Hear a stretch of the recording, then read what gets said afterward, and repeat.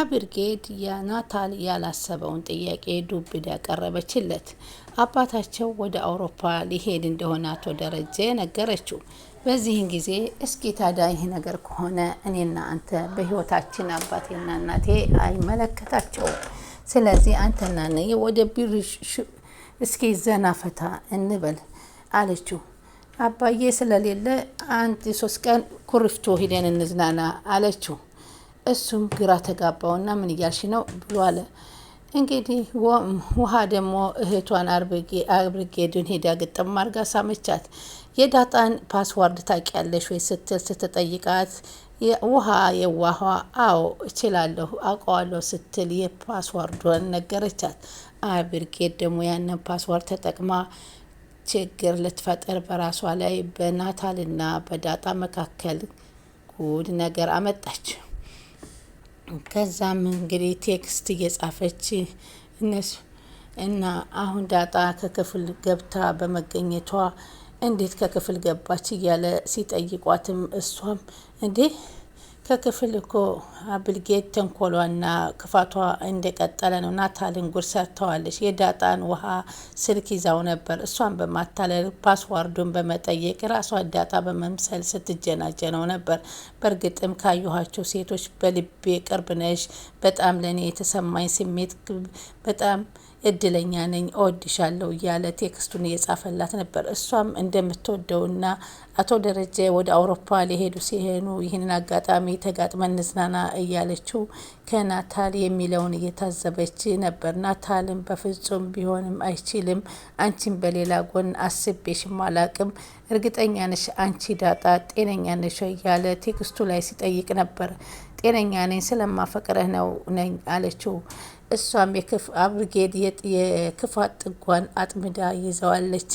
ዳጣን ልትላቸው የማትፈልጋቸውን ቃላቶች እየተጠቀመች እሱን ዳጣን ለማስጠመድ ነበረ። እስከ መጨረሻ ተጻጽፋ ከጨረሰ በኋላ ወደ ወይዘሮ ማርታ በመደወል እማዬ የት ናችሁ? አባዬ እስካንቺ ጋር ነው ወይ? ጉር ተፈጥሯል፣ እስኪኑ ቶሎ ወደ ቤት እያለች ስትጠራቸው ምንድን ነው ብለው ወይዘሮ ማርታም እሺ በር ላይ ነን፣ ጉድ ነው ምን ጉር ነው እያሉ ተደናግጠው ገቡ። አቶ ደረጃም ከጠገባቸው ነበርና አባዬም ካጠገብች ነው ወይ ስትል ጠይቃት አዋለች። ከዛም እንግዲህ የተፈጠረውን ነገር ሁሉ አስረድታ እሷን እስከምታባር ድረስ ተጣድፋለች። በጣም ከመቀመጫዋ ብድግ ቁጭ ስትል ምንድን ነው ብለው ወይዘሮ ማርታ ግራ ተጋቡ። አንደኛ የልጃቸውን ሰላም ቀስ በይ ተረጋጊ አላቻት። ላሳያሽ እንጂ እያለች ስትላት እንግዲህ እሷም እባክሽ አባታችን የተኛበት ምን እያልሽ ነው? በሰላም ነገ ጉዞ መንገድ አለው አላት። ምን እያለች ነው እሷ ሲል ሲጠይቅ ወደ ውስጥ እንዲገባ ከገፋፋይ በኋላ ምንድን ነው የተፈጠረው ስትል እናት ወይዘሮ ማርታ ትጠይቃታለች። በማሳየት እንግዲህ ናታል ወደ ክፍሉ ስትገባ ምንድን ነው አንቺ ከልብሽ ነው ግን ያን ማለልሽኝ እያለ ሲጠይቃት ምን አይነት ጽሁፍ ላኩል ስትል ትነግረዋለች። ሌላ ምን አድርጌብሃለሁ ስትለው በቴክስት ስትጽፊልኝ የቆየሽው ምንድን ነው ሲል ዳጣን ይጠይቃት። ዳጣ በጣም ደነገጠች። እረ ስልኬ ውሃ ጋ ነው፣ እኔ በአንተ ምንም አይነት ቴክስት የጻፍኩል ነገር የለውም ሲለው ናታል አብርጌድ እንደሆነ ሲያወቀና ወይናቻ ተበላሁ ብሎ አይኑን አፍጥጦ ደንግጦ በዳጣና በሱ መካከል ያለውን ቅርበት መረዳት በጣም አስደነገጠውና ሰላም ወደ ቻናል የተከታታዮች ሰላማችሁ በያላችሁበት ይብዛልኝ። ለቻናል አዲስ የሆናችሁ ሰብስክራይብ እያደረጋችሁ እንድትከታተሉኝ ከትህትና እጠይቃችኋለሁኝ። እንግዲህ ዳጣ ቀጣይ ፓርቲ ዘንላችሁ መተናል።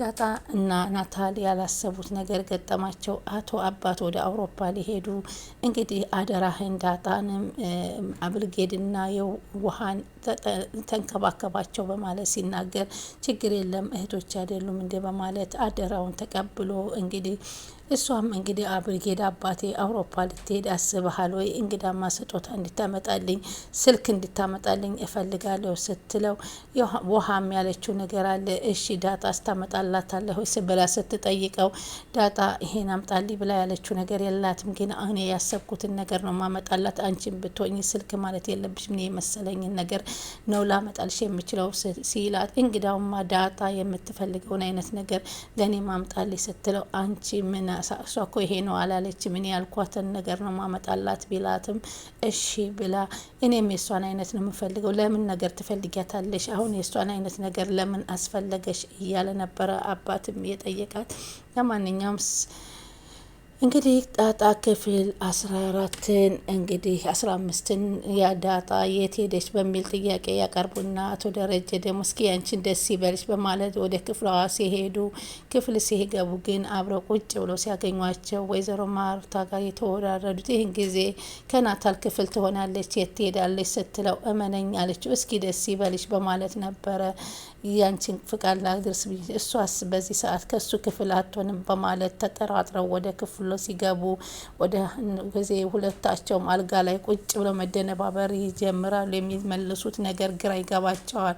በተለይ ዳጣ የምትወደውን ሰው የሚፈልግ መጽሐፍ ነው የምፈልገው ስትለው ከምንም የማይገናኝ ርዕስ ነበር የጠቀሰችው። እንደሱ አይነት ርዕስ ካለማ እኔም እፈልጋለሁ አሉ አቶ ደረጀ። አለ እንደዚህ አይነት መጽሐፍ ሲሉ ናታልን ይጠይቁታል። ናታል ደግሞ አረ የለም ይላል። ተደናገጠ። አንቺ ማንበበሽ እኔ አነባዋለሁ ብለው ልጃቸውን ለማስደንገጥ የተጠቀሙት ዘዴ ነበረ። ዳጣ ባለጌ ናት ላለ ማለት ነው። ከዛም ክፍልህን ለቃ እንድትወጣ አደረገና ናታል ግን አንዳንድ ምክሮችን ጣል አድርገውበታል። አቶ ደረጀ የቤተሰቡ አባላት ሁላችሁም ልጆቼና እህቶቼ ናችሁ። አሁን አቶ ደረጀ ወደ አውሮፓ ለሄድ ስለሆነ በሴቶች ላይ እነዚህ ጎረምሶችን አደራ በማለት እንግዲህ አደራ ሊሰጡ ማስጠንቀቂያ ሰጥተውት ነበር የወጡ። ናታልም እሺ በሚገባ እኔ አደራዬን እወጣለሁ ሲል ቃል ገባላቸው። ግን ከምን የተነሳ ነው እንደዚህ ልትል የቻለችው? እኔ እኮ እሷ ላለመስደንገጥ ነው እንጂ ሁላችሁም ስትናገሩ የነበረውን ሰምቸዋለሁ በማለት አቶ ደረጀ ለናታል ይነግረዋል። ናታል አዎ ዳጣ እንዳመጣላት ነው የምትናገረው። የእሷን አማርኛ መጨበጥ ከባድ ነው፣ ግን አነጋገሯ እንዲሁ ጸባዋ በጣም ከሰው ጋር ለመግባባት የምታደርገው ቀለል ያለ ነው እና ደስ ይል ትለኛለች ሲሉ አቶ ደረጀ የዳጣን ጸባይ ይገልጽላቸዋል። እንግዳስ አደራህ በማለት እንግዲህ ወደ አውሮፓ አገር ሄደው እስከሚመጡ በቤታቸው ውስጥ ምንም ነገር እንዳይፈጠር ማስጠንቀቂያ ሰጠውት። ናታል ከክፍል ከተባረረች በኋላ ከወይዘሮ ማርታ ጋር ቁጭ ብላ አንዳንድ ጨዋታዎችን ሲጠይቋት ነበር። ደስ በሚል መግባባት አለ በወይዘሮ ማርታ በሳቃቸውም በጣም ደስ በሚል በታጀበ ሁኔታ የሚፈልጉትን ጥያቄ እየጠየቋት እየቀላለዷትም ደስ የሚላዊ ቤታዊ መስተጋብር እየመሰረቱ ይመስላሉ። በዚህ መካከል የፍቅር ጓደኛ አለሽ ወይ ሲሏት አረ በፍጹም እኔ እንደዚህ አይነት ነገር አላቅም ስትላቸው ከዚህ በፊት የሆነ ወንድ እኮ አብሮ ሲሄድ አይቻለሁ ሲለው ያን እኮ ሞጎስ ነው ምን የመሰለች እኮ ቆንጆ ሉላ የምትባል ፍቅረኛ አለችው አለችው። እንግዲህ ናታል ክፍል ሰላም ገብታ ስታጸዳ እናቷን ለማገዝ አለችና በጣም ታሳዝንኛለች እኔ ላጽዳልሽ ስትላት ናታልን ክፍል ለማጽዳት ስለፈለግሽ ነው ስትላት አይደለም ሁሉም ያዝኑልሻል፣ ውሃም ታዝንልሻለች፣ እንዲሁም እማዬ ያግዙሻል አለች። ሁልጊዜ ግን አግዝሽ የምትይ ነገር ነው ስትላት ሰላም ለማገስ የመጠነታ ቅንነት ይሁን እንጂ ወደ ናታል ክፍልም እንደማይደብራትም ገልጻላታለች። የአብርጌል ክፋት በጣም እንደቀጠለ ነው። እንግዲህ አባቷ ወደ አውሮፓ መሄድ ሰምታለች እና ናታልን በአባዬ ወደ አውሮፓ ሀገር ሲል አንተና እኔ ኩርፍቱ ሄደን ንዝናና፣ ጥሩ የፍቅር ጊዜ ይኖረናል፣ አበቦች እኛን እያዩ ወፎች እያፏጩ እንዲሁም ፀሐይ ትድመቅ የሚያምሩ ደስ የሚሉ ወዘተረፈ እያለች ስትቀባጥር ድንቃ ድንቅ ነገር ስታቀርብለት እየገለጸችለትም ነበር። ናታል በዚህ በኩል የአቤጌል ጥያቄ ውድቅ ነው ያደረገባት። በፍጹም ይሄን ላደርግ አልችልም፣ መቼም ከአንቺ ጋር አልቀበልሽም፣ ይህን ጥያቄ አትድከሚ በማለት ይመልስላታል። በስከ መጨረሻ ተናዳ ትራሱን እየደበደበች ነበረ። አቶ ደረጃም ወራፓ አገር ሲሄዱ ልጆቼን አደራ እርስ በርሳችሁ እንዳትጣሉ አንቺ ኃላፊነቱ ሰጂ በማለት ለወይዘሮ ማርታም ይናገራሉ። ቤታቸውን በስነ ስርዓት ይዘው እንዲጠብቁ ያስጠነቅቃሉ። ወይዘሮ ማርታም የመሄድ እኮ የመጀመሪያ ጊዜ አይደለም፣ አብሬ ቤት ደስ ደስ ይለኝ ነበር። ምን ትናፍቀኛለህ? ይሄን ያህል አመት ኖረን ልጆች ወልደን እዚህ ደረጃ ደርሰን አሁንም አይቼ አሁንም እንደ አዲስ ትናፍቀኛለህ በማለት ይናገራል። እውነተኛ ፍቅር 1000 አመት ቢኖርም አይሰለችም ይባባላሉ። የሰላም ምላሽ በጣም ግራ የተጋባቸው እንግዲህ ባለፈው ሰላም የራሷን ህይወት ወጥታ እንድትኖር ከዚህ በኋላም ጥሩ ነገር በመመኘት እየነገሯት ነው። ሰላም ግን ከዚህ በኋላ ምን ቀረኝና የቀረኝን ጊዜ እዚሁ አጥፍቼዋለሁ፣ ከዚህ በኋላ አልወጣም ከዚህ ቤት በማለት ልብ ውስጥ ወይዘሮ ማርታ ውስጥ ከባድ ልብ ውስጥ አስደንግጧቸዋል። እንግዲህ የጥፋተኛ ነገር እየተሰማኝ ነው፣ ጊዜዋን እኮ ጨርሰንባታል እውነትም በማለት ወይዘሮ ማርታ አቶ ደረጀም ጠየቅሻት ወይ በማለት እንግዲህ ከዚህ በኋላ አልፈልግም ብለናለች። እንግዲህ አልፈልግም ካለች ካላት ገንዘብ ላይ የሆነ ነገር ጨምረን የራሴ የምትለው ነገር ሀብት ሰርተን እንድናስደስታት እፈልጋል።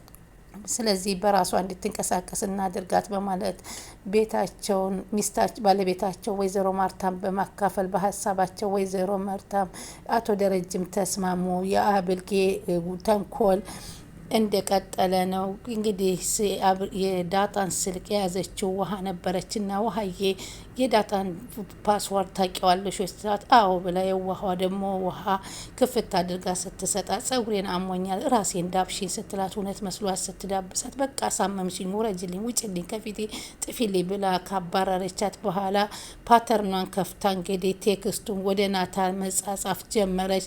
ያልሆነ የፍቅር ጥያቄ ስታቀርብለት እሱም ዳጣ መስላው በምትኩ በዛው በቴክስቱ እየተመላለሱ እያሉ እንግዲህ ሁሉንም ጠየቀችው። ከጠየቀችው በኋላ አሁን አቶ ደረጀ ወደ ውጭ ሀገር ሊሄድ እኮ ነው፣ እፈቅርሃለሁ፣ እወድሃለሁ፣ ለምን ይሄን አንጠቀምበትም እያለች ዳጣ በጤናሽ አይመስለኝም እንደዚህ አይነት ቴክስት ካንቺ አይወጣም፣ ግን እወድሻለሁ፣ ግን ከሁሉም ሴቶች ላንቺ ያለኝ ልዩ አመለካከት አለ፣ በጣም ምርጥና የምትወደጅ ልጅ ነሽ እያለ ይጽፋል። አብርጊዴ እንደዚህ አይነት ምላሽ ለሷ ያላገኘችው ለዳጣ እንደሚወዳት ሲገልጽላት ስትሰማ በጣም ነበር የተናደደችው። በዚህ ወጥመድ እንግዲህ ካጠመደ በኋላ ነበር ለወይዘሮ ማርታ በመደወል ቤታችን የተከሰተውን ነገር መጥተው ብላ ወዳውኑ የቤታቸው ሲከሰቱ ያሳየቻቸው ማየት አላመኑም። ማርታ የብርጌድን ተንኮል ስለሚያውቁ ይልቅስ አባትሽ ነገ ወደ አውሮፓ ይሄዳል ይተኛ ብለው ቀስ ብለው ምን እንደፈለገችና ምን እንደተፈጠረ ምን እንደተጻጻፈች ብቻቸውን ማየት ስለፈለጉ እስኪ ቆይ ሰከን አድርጊ ተረጋጊ በማለት ሶፋ ላይ ቁጭ ይለዋል። በስከ መጨረሻም አቶ ደረጃ ወደ ክፍል ልረፍ ነገ ተሳፋሪ ነኝ በማለት ተሰናብተው ወደ ክፍል ሲገቡ ይሄንን በማለት እንግዲህ እየተሯሯጠች ነበር። ይሄን ለማየት በአጋጣሚ ቴክስቱን ከፍታ ስታሳያት እንግዲህ ለወይዘሮ ማርታ በማየት ላይ እንዳሉ ዳጣ ድንገት ወደ ታናል ክፍል ይገባና ናታል ደግሞ ዳጣ ሞነሽ ነው እውነት ዛሬ የሆነ ሞድ እያሽብኝ ነው ቴክስት ስትጽፊልኝ የነበረው እንደዚህ አይነት ጽሁፍ የጻፍሽብኝ ሲል ዳጣን ይጠይቃት። ዳጣም ግራ ተጋባ እያደረገችው ነገር ስላላደለ ምንም ነገር እንዳላደረገችና ምን ነው በስልክሽ እኮ ዛሬ ቴክስት የጻፍሽልኝ ያል ሲላት እኔ በፍጹም ስልኬ ከኔ ጋር እንዳልነበረና ከውሃ ጋራ እንደነበር ስትነገረው የአብርጊዴ ተንኮል እንደሆነ ተረቶ ወይን የተበላው ታል ተስፈንጥሮ ከክፍሉ ወጥቶ ቀጥታ ወደ ውጭ ወጣ። እንግዲህ ቀጣው የብርጌድ ተንኮል ምንን ያስከትል ይሆን? እንግዲህ ዛሬ የዳጣ ክፍል 15 ይህን ይመስል ነበራል። እንግዲህ ቤተሰብ እየሆናችሁ ላይክ ሼር እያደረጋችሁ እንድትቀጥሉ በትህትና እጠይቃለሁ። ቀጣይ ክፍል እስከምንገናኝ መልካም ነገር ተመኘውላችሁ።